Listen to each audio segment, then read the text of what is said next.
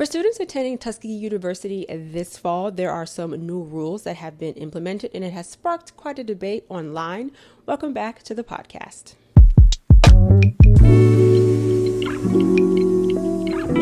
So there was a letter that was emailed from the president of Tuskegee University to incoming students and their parents.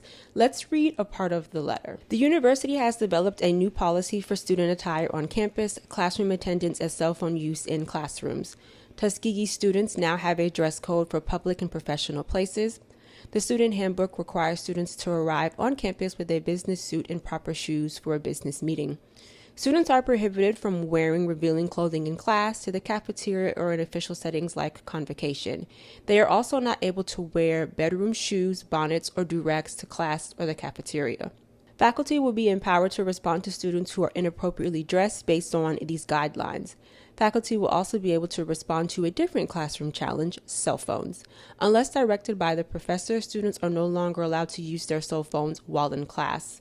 We are attaching the attendance policy to minimize any confusion around attendance. Students are required to class.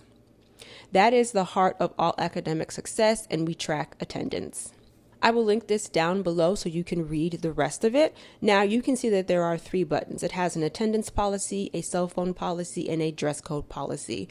What I do find interesting is that the whole dress code, when it comes to the durags and the bonnets, that is more so the rule or the new rule that went viral, and that is what most people are having a debate about. I find it very interesting that the attendance policy and the cell phone policy have not met as much backlash online. The attendance I understand and I agree with. The cell phone policy I understand and I agree with, but I'm very surprised that students or incoming freshmen are not having an issue with not being able to use their phone during class.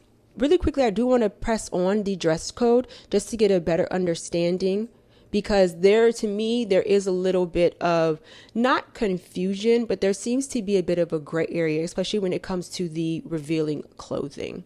Okay, so a little bit of clarification. Clothing should be clean, neat, and appropriate for an academic and professional setting.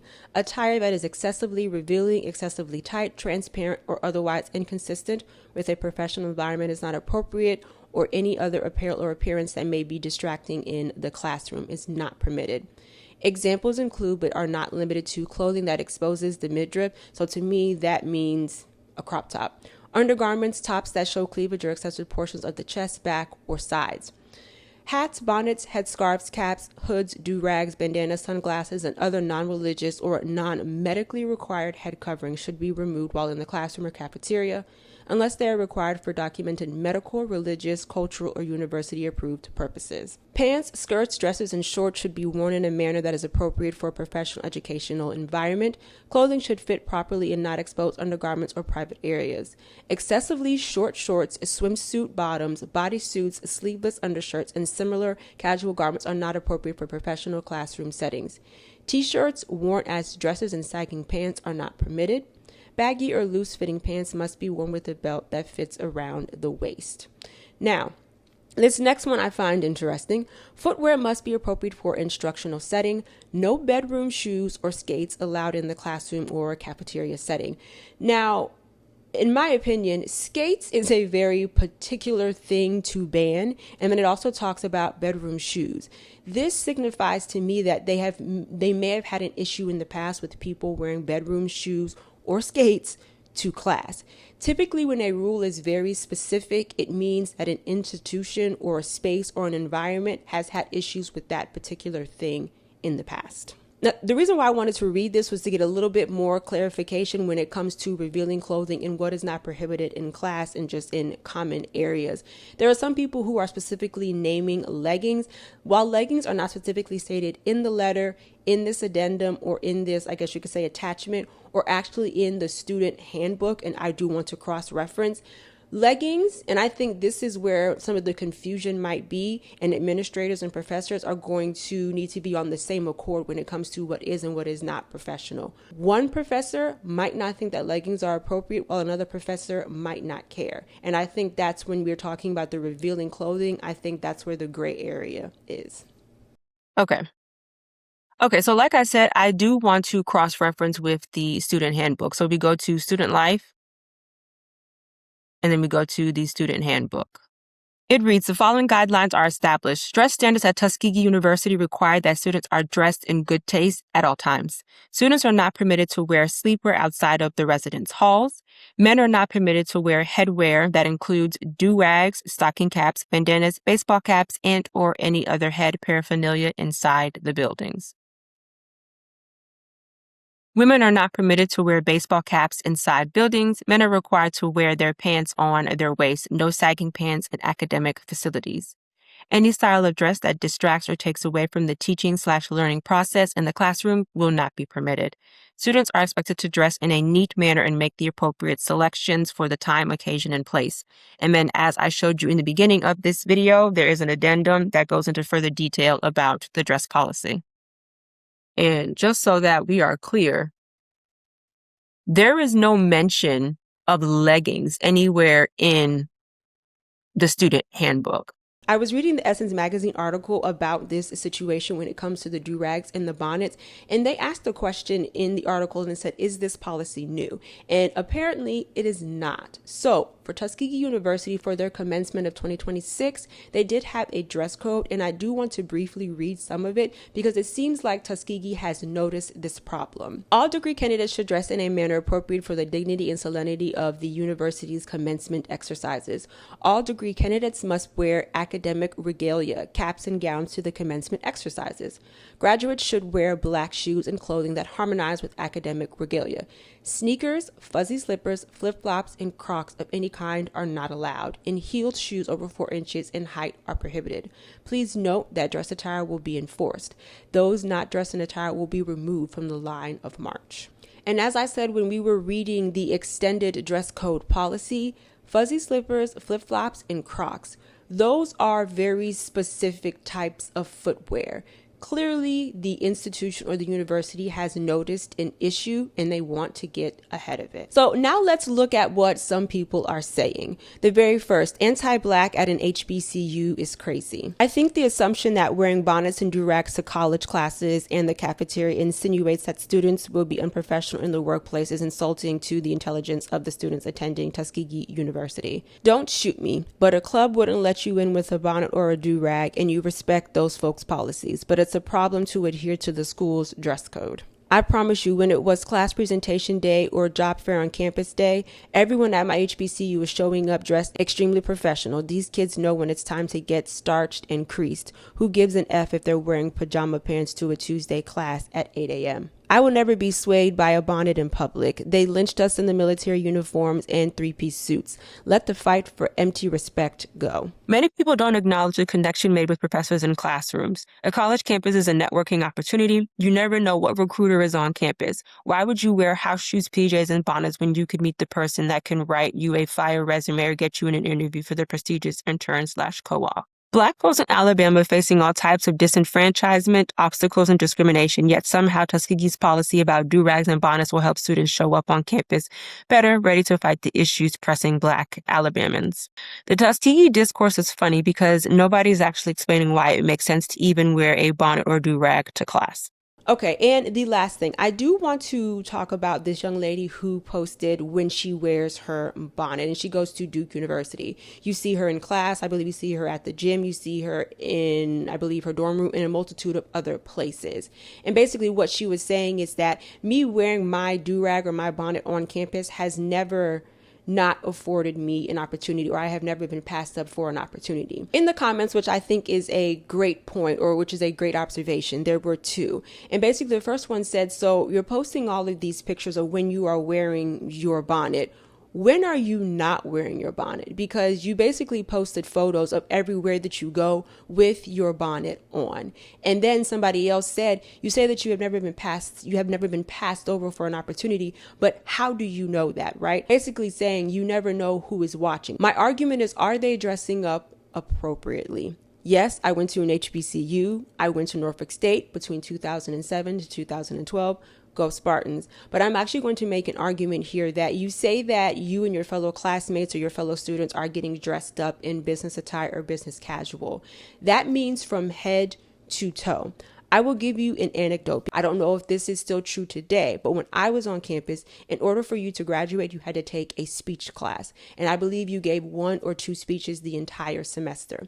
In order for you to present or give your speech in class, you had to be dressed business. So that means suits.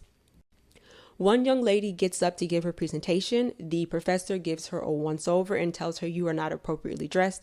Please have a seat." And I'm pretty sure after class, she pulled her aside and let her know why. I knew why as well. She had the hair, it was neatly pulled back. She had her little stud earrings. She had on a suit. However, when you looked at her footwear, she basically had on club shoes. They were like 6-inch heels with a platform. Those are not business casual. Those are not business shoes. That was the incorrect footwear. Business and business casual is from head to toe. So when it comes to younger millennials and when it comes to Gen Z, you say that when it's time to get dressed, you and your fellow students or your cohorts are getting dressed. The question I'm asking is, are you aware or are you getting dressed appropriately?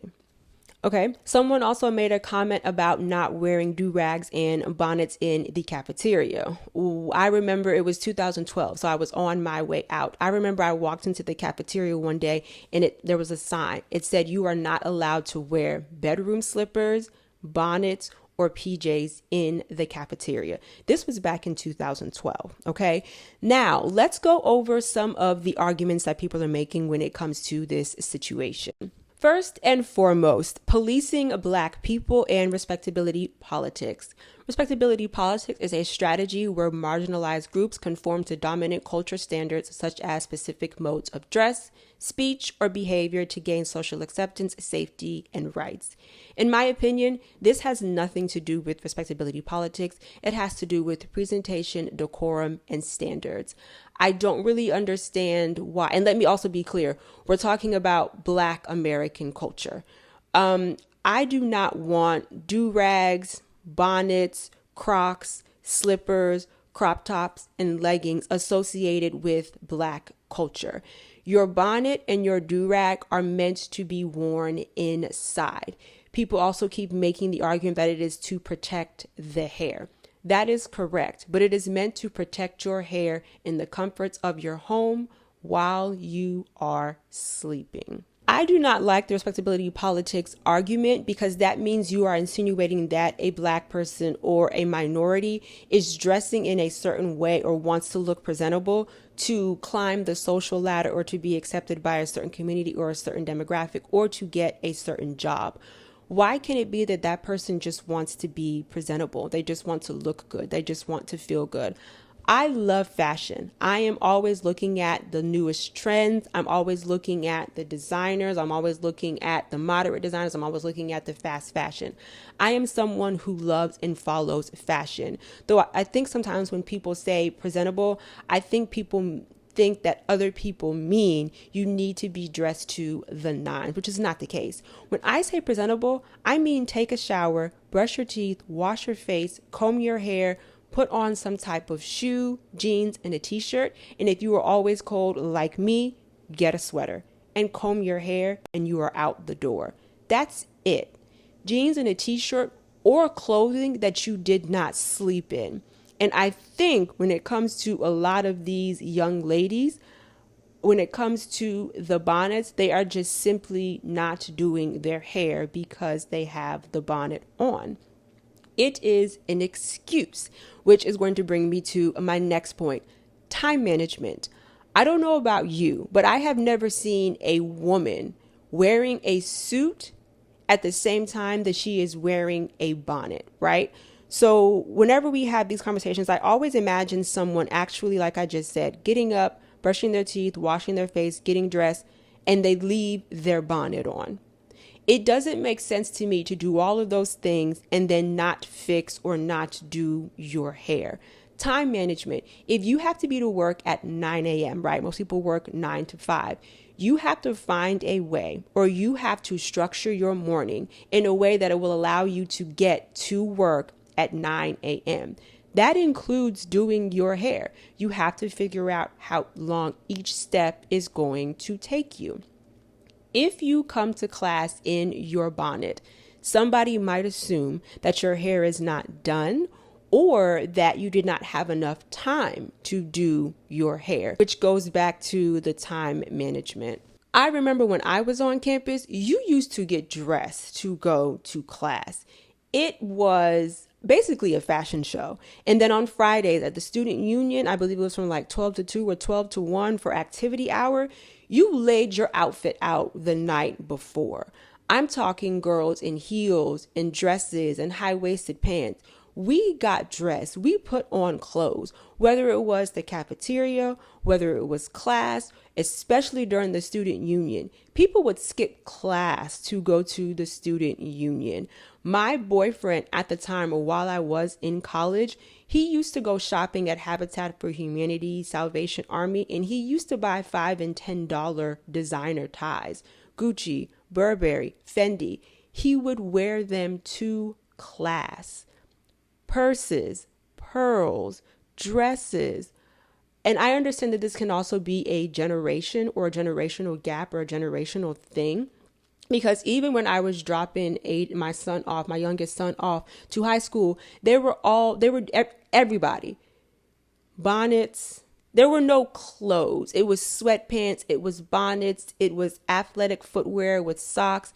No one was really wearing clothes. Next, just because someone has on a durag or a bonnet does not mean that they are not smart, or does not mean that they are not driven. And that might be true, but the truth of the matter is that we live in a very visual society. When you first meet someone, a first impression, that's all you get. And for some, especially during an interview, if you are not dressed appropriately, you could have the best resume. You could actually be the best candidate for the position. But for some, if you do not come to the interview dressed appropriately, once they see you, everything after that or what you say after that does not matter.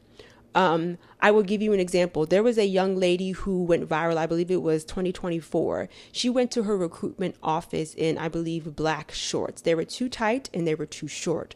Her recruitment officer says, "Hey, you're getting ready to go on interviews.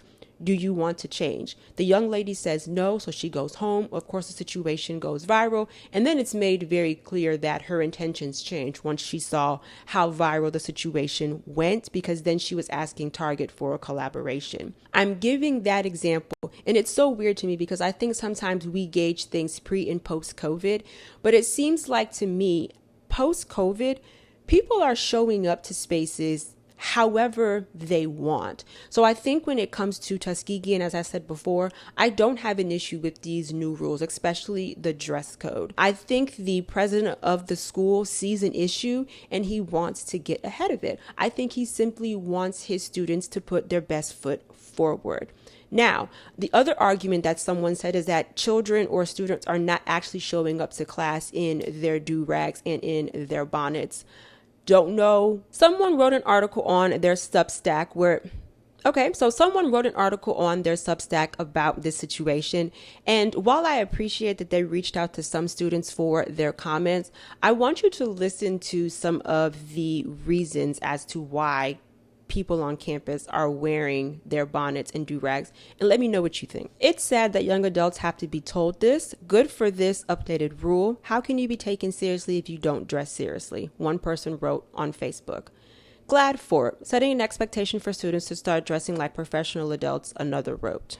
But Bass, who also serves as the junior class vice president, thinks the entire discourse is a non-issue. Tuskegee has always had a dress code. Let's start there. Voicing frustration with how his peers have been portrayed online. It should have never been publicized like this because it's bringing this false interpretation that we don't care about how we're presenting ourselves in public and in professional environments. That's just completely false. That's never been Tuskegee's image. That's never been the way that we've carried ourselves, he said, pointing to the various career development events that the student themselves host on campus. Right now, we're in a housing crisis. We are in a financial crisis. We just got done dealing with students having bats in their dorms.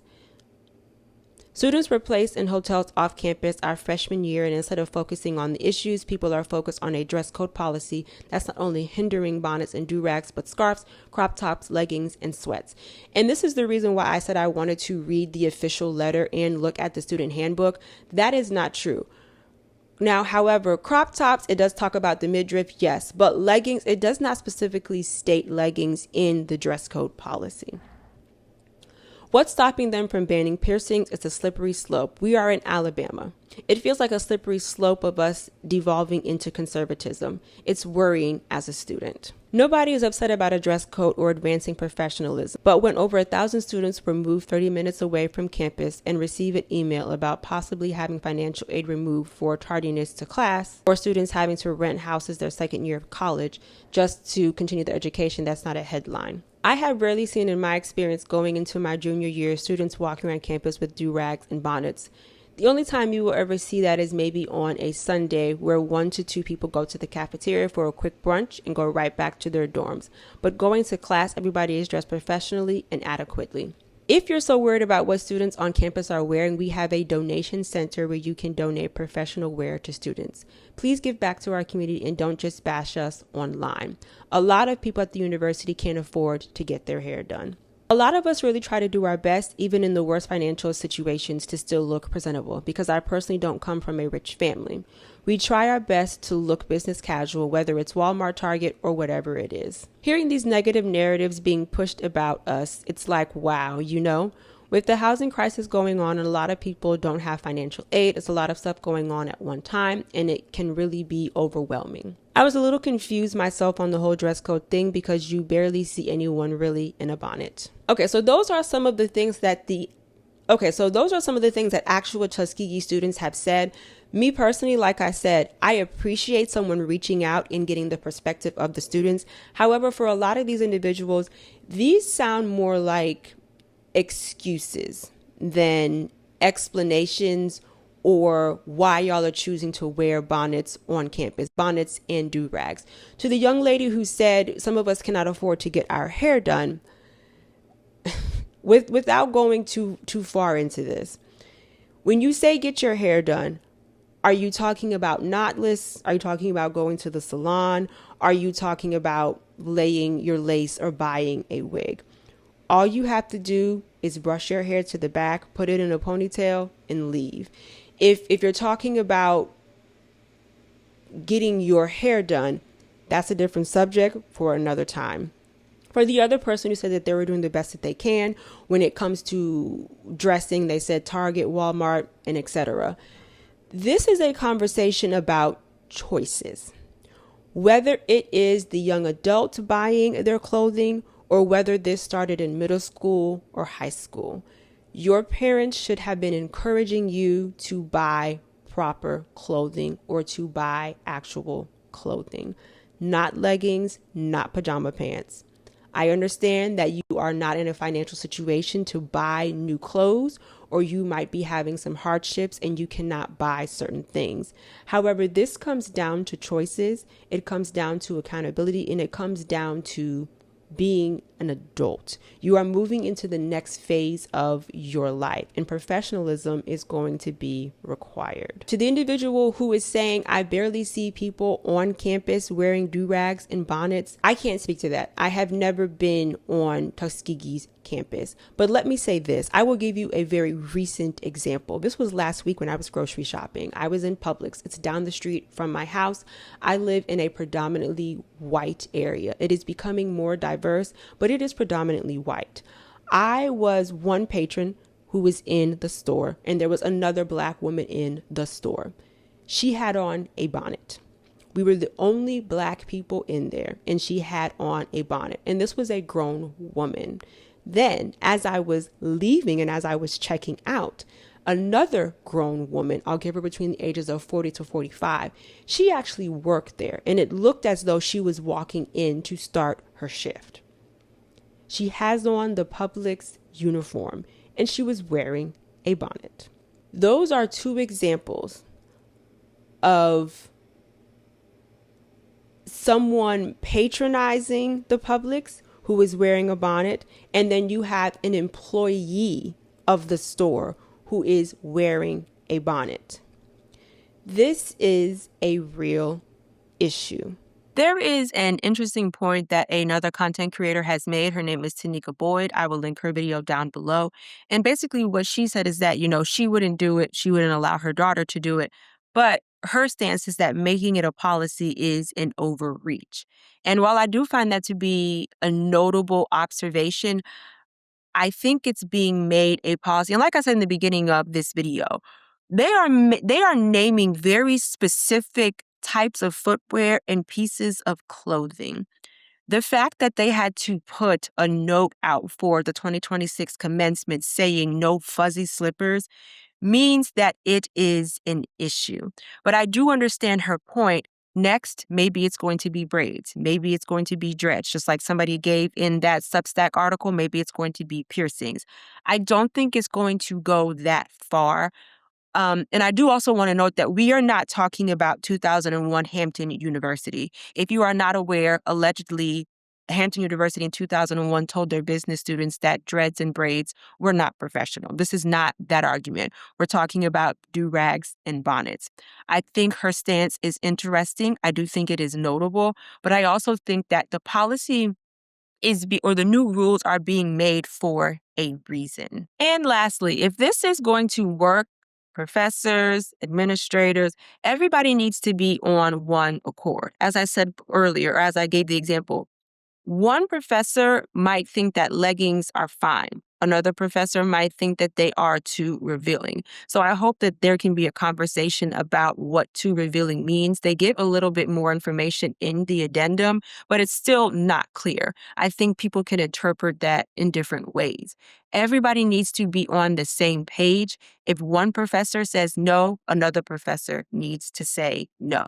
You cannot walk into one classroom and your attire be acceptable and then walk into another one and then you're asked to leave. Okay.